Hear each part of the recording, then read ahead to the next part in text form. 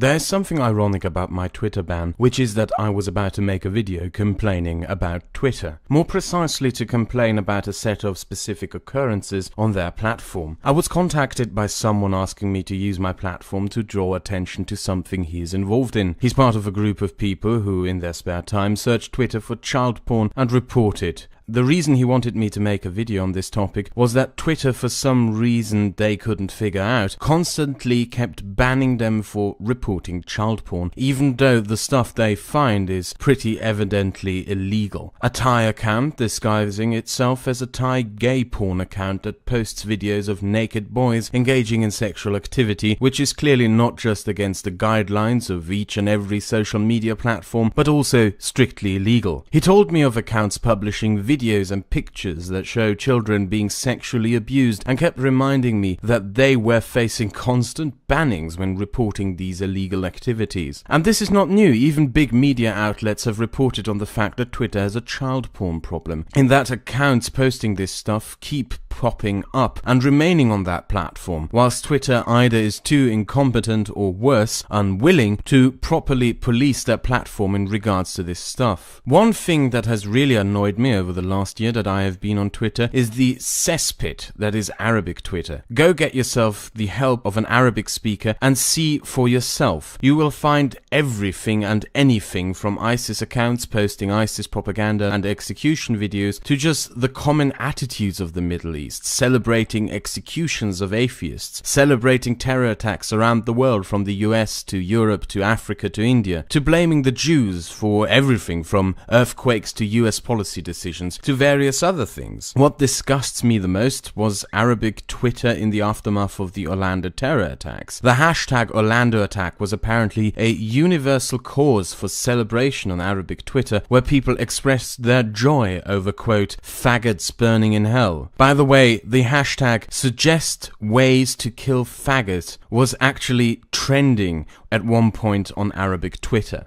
Twitter obviously has a priority problem. Personally, the Trust and Safety Council and the banning of people on obvious political grounds wouldn't bother me that much if that glaring hypocrisy didn't exist. But alas, it does. But let's talk about what most of you naturally have the most interest in right now, the banning of my account. I went on holiday to Austria 2 weeks ago, and before doing so I used an app to delete all my tweets, since I believe that someone might have an interest in flagging me off that platform. Upon my return, I had a brief spat with social justice warriors, followed by a long vicious exchange with a bunch of alt-right fuckwits. So I suspected that my suspension was due to some alt-right cunt having reported me. The reason why I could only make assumptions over my banning is because Twitter didn't inform me as to why I was banned, and still, around 24 hours after my banning took place, I have not yet received any email or notification from Twitter informing me as to what got me banned. Luckily, we have Liz Reptile, who somehow managed to find out why I was banned even before I did. This is what got me banned: a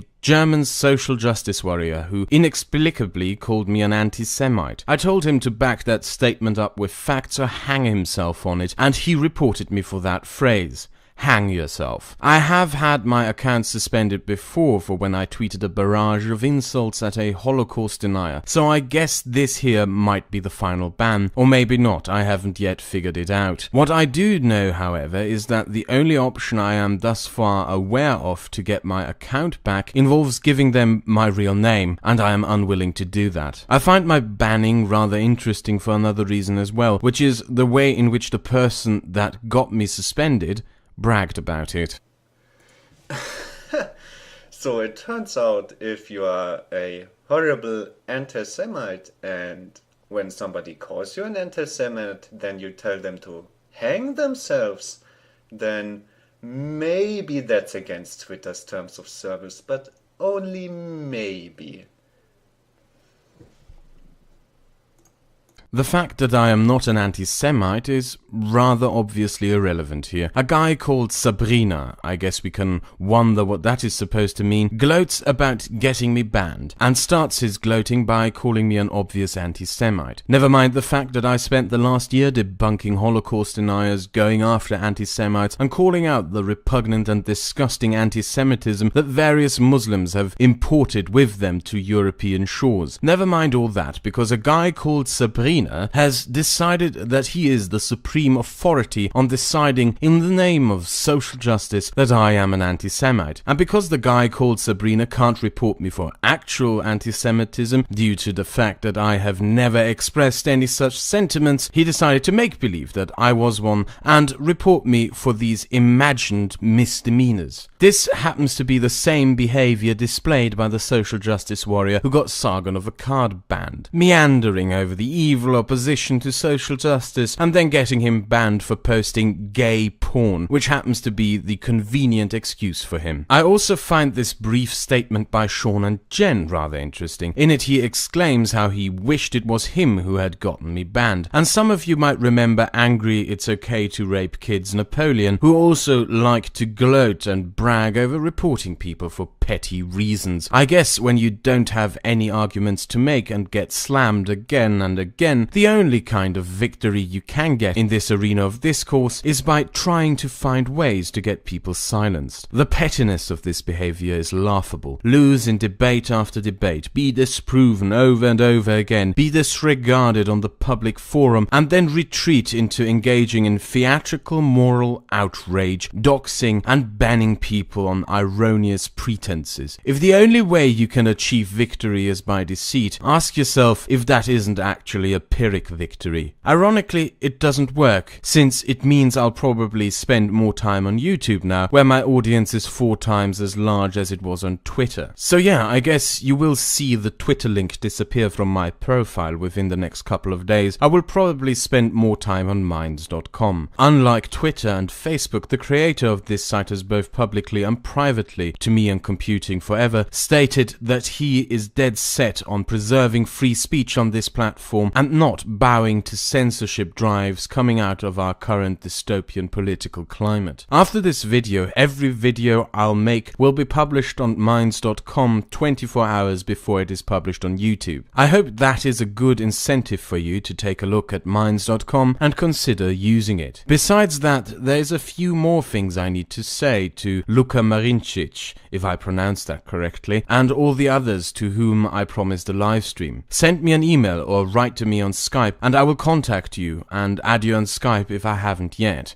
To Mr. Dapperton, I still owe you a guest video for your channel by me. I only communicated with you on Twitter. If you add me on Skype or Minds.com, I can still give it to you in the near future. I decided to make that video on my views on gun control and the Second Amendment. And to all the others who contacted me over the past months on Twitter, you can contact me on Skype. I will be available for you on Minds.com as well, and if I followed you on Twitter, I will add you on Skype and on Minds. Additionally, I decided recently to leave Germany in 4 months and to move to Vienna in Austria. So there will be a 1 or 2 week period where I won't be online. If you are a small channel and want to promote yourself, I'll gladly offer you a guest spot if you contact me. Oh, and in the end, whilst I was editing this video, the man called Sabrina wanted to clarify his position and reasons for reporting me and why I am apparently an anti-Semite by saying, "Those who claim to speak for Jews and accuse Jews who don't hate Muslims of wanting the second Holocaust are anti-Semites." I don't know about you, but that doesn't clarify anything to me. Auf Wiedersehen.